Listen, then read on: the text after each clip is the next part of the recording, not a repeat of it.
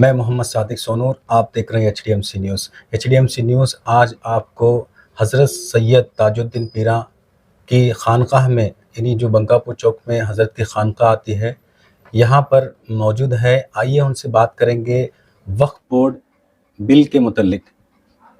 تاج الدین پیرا صاحب جو ہے 1 اکتوبر کو بنگلور گئے تھے اپنی ڈیلیگیشن کے ساتھ میں، جو کہ حضرت کا ایک کونسل چلتا ہے، آل کرناٹکا سنی کونسل، آل کرناٹکا سنی مشائخ کونسل بول کر کے حضرت سید تاج الدین پیرا کا کونسل چلتا ہے۔ اس کے متعلق اس کے طرف سے حضرت بنگلور گئے تھے اور وقف بورڈ کے متعلق وہاں سے بات کیا، اور انہوں نے کس طریقے سے وہاں پر ریجیکٹ کیا، کیا وہاں پر بات ہوئی، وہاں پر کون کون موجود تھے، ہر چیز کو ہم باریکی سے جاننے کی کوشش کریں گے۔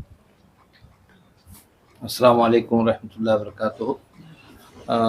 میں پہلی وضاحت یہ کرنا چاہتا ہوں، یہ میری کونسل نہیں ہے جی، یہ ہمارے آل کرناٹکا سنی مشائخ کونسل جو ہے، یہ پورے ریاست کرناٹک کے جتنے سادات مشائخین ہیں ان کی کونسل ہے۔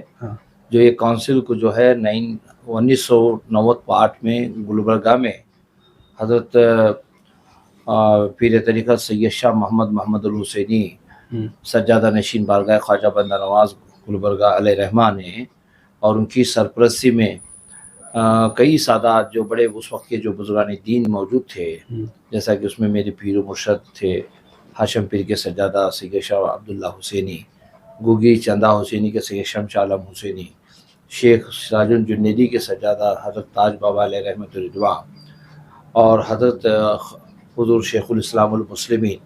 یہ 6 حضرات جو ہے یہ ہمارے آل کرناٹکا مشائخ کونسل کے سرپرستی کرتے تھے۔ اس میں جو ہے میرے پیر و مرشد کو صدر بنایا گیا تھا۔ بہرحال اب فی الوقت جو آل کرناٹکا سنی مشائخ کونسل کے جو صدر ہیں، سجادہ نشین بارگاہ خواجہ بندہ نواز کے حضرت پیر طریقت عزت مآب تقدس مآب سید شاہ محمد ڈاکٹر سید گیسو دراز المعروف سید خسرو بادشاہ حسینی صاحب قبلہ، وہ آج ہمارے آل کرناٹکا مشائخ کونسل کے صدر بھی ہیں، سرپرست بھی ہیں۔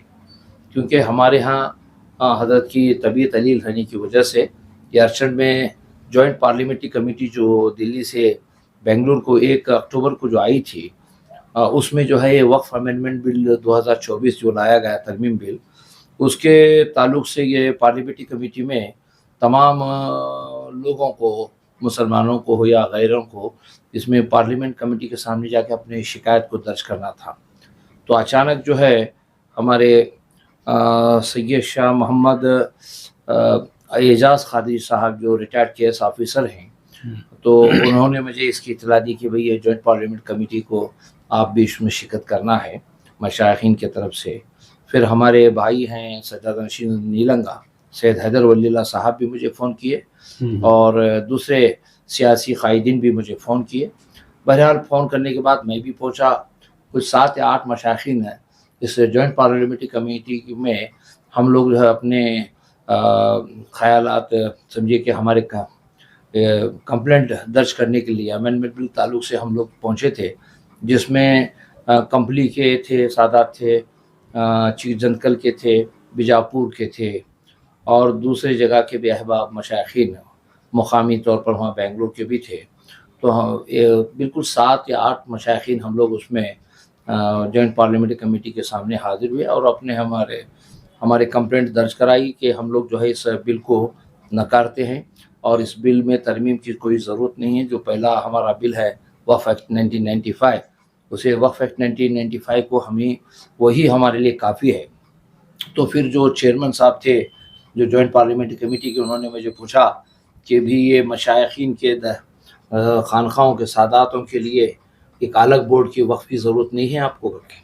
تو میں بولا ہمنا کوئی ضرورت نہیں ہے، یہی ہمارے سنی وقف ایکٹ میں جو ہمارے لیے ساداتوں کے لیے مشائخین کے درگاہوں کے لیے حفاظت کے لیے کافی ہے۔ تو اس طرح انہوں نے پوچھا، تقریباً 8 یا 10 منٹ ہماری بات چلی۔ اس کے بعد ہم لوگوں نے میمورنڈم پیش کیا اور ہمارے کمپلینٹس بھی دیے کہ بھئی اس طرح کے اگر آپ بل لاتے ہیں تو ہندوستان میں ہندو مسلمانوں کے فسادات ہونے کے بھی خدشات ہیں، کیونکہ ہماری جاگیریں جو ہیں یہ جو ہے بادشاہ، راجہ، مہاراجہ، نوابوں نے اور لوگوں نے جو ہے اسے اللہ کی راہ میں غریب عوام الناس کے لیے فلاحی کاموں کے لیے وقف کی جائیداد ہے.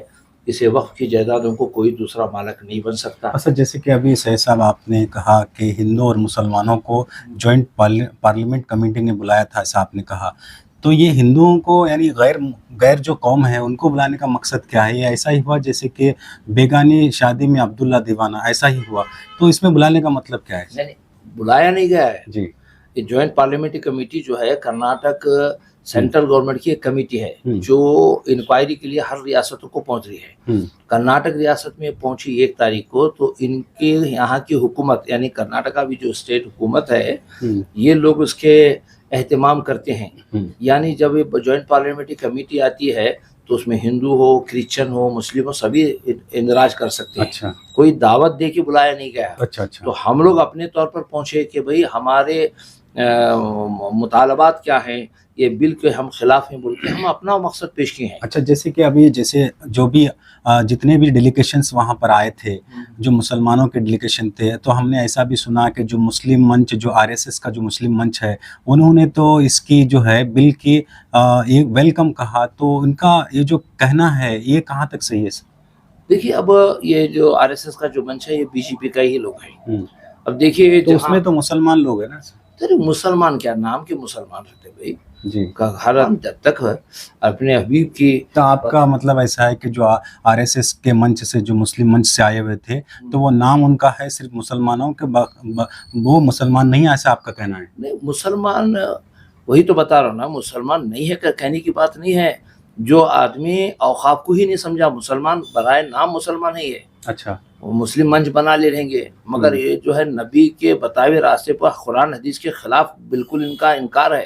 ان کو کیسا آپ مسلمان تسلیم کریں گے؟ اگر یہ نام مسلم منچ بنا لے کے مسلمانوں کے نام ہیں تو ان کو ہم مسلمان مانیں؟ جو نبی کے فرمان کے خلاف کرتا ہے. ہاں، اوقاف تو میرے آقا صلی اللہ علیہ وسلم کے سامنے ہی اوقاف کے معاملات پیش آئے. انہوں نے کئی چیزیں وقف کیے ہیں، کچھ لوگ صحابہ کیے ہیں. تو ایسے کئی چیزیں ہیں، روایتوں میں ملتے ہیں، حدیث اور قرآن سے اس کے ثابت ہوتا ہے. بہرحال یہ وہ لوگ اپنا کام کر رہے ہیں. اچھا، اب جو حکومت وقت مسلمانوں کی مخالفت میں کئی بل لا چکی ہے، ان کا منشا ہی یہ ہے کہ وہ مسلمانوں کو پریشان کریں، مسلمانوں کے بچے نہ پڑھیں، مسلمانوں کے بچے جو ہے کوئی آفیسر نہ بنے، مسلمانوں کے لوگوں کو تکلیف ہو، ان کی زراعت کے معاملات میں ہو، ان کی انکم کے سورسز کے معاملات میں ہو. تو یہ وقت کی جو BJP حکومت یہ نہیں چاہتی کہ مسلمانوں کی فلاح و بہبودی کے لیے. اچھا، اسی طریقے سے ایک سوال میرا یہ بھی رہے گا، جیسے کہ ابھی 800 سال سے ہے، حضرت خواجہ غریب نواز کی بارگاہ میں کوئی دعویٰ نہیں کیا کہ یہاں پر جو ہے ہندوؤں کی مورتی رکھی گئی ہے. تو آج جو ہے اچانک سے ایک جو ہے ہندو سینا بول کر کے ایک کمیٹی آتی ہے اور وہ دعویٰ کرنے لگتی ہے کہ حضرت خواجہ غریب نواز کے جو اندر جو ہے وہ مورتی تھی، اور اسے جو مورتی کو توڑ کر کے وہاں پہ درگاہ بنایا گیا، ایسا ان کا دعویٰ ہے، اور وہ کورٹ میں انہوں نے ایک یاچکا بھی دائر کی ہے. تو اب جو ہے اس جو بل کو لایا جا رہا ہے، کیا اس بل کے آڑ میں اس طرح کی سازش کی جا رہی ہے سر؟ یہ تمام چیزیں ہیں، جیسا کہ میں سنا کہ یہ امبانی یا کچھ اس کی جو پراپرٹی جو بامبے میں ہے، اینٹیلینا جو اینٹیلینا کا جو معاملہ ہے وہ اوقاف کی پراپرٹی ہے. ایسے یہ لوگ ہمارے گورنمنٹ بھی ہمارے اوقاف کی زمین کو قبضہ کی ہیں، کچھ لوگوں نے بھی قبضہ کی ہیں، اور اللہ تعالیٰ ہمارے مسلمانوں کو کب عقل سلیم آتی پتہ نہیں. اپنے باپ دادا کی جائیداد ہو تو ایک ہی سامنے بازو والے پڑوسی والے کے فٹ چھوڑ کو نہیں دے رہے، مگر بزرگوں کے آستیاں، درگاہوں کے، خانقاہوں کے، مساجد کے، قبرستانوں کے، عیدگاہوں کے، ہر چیزوں کو انکروچمنٹ ہو رہا ہے. ان کو بے فکر ہیں. مجھے لگتا کہ بھی مسلمانوں میں جب تک یہ بیداری نہیں آتی، اوقاف کے بارے میں کوئی علم نہیں ہوتا، تو یہ نہیں ہونے والا.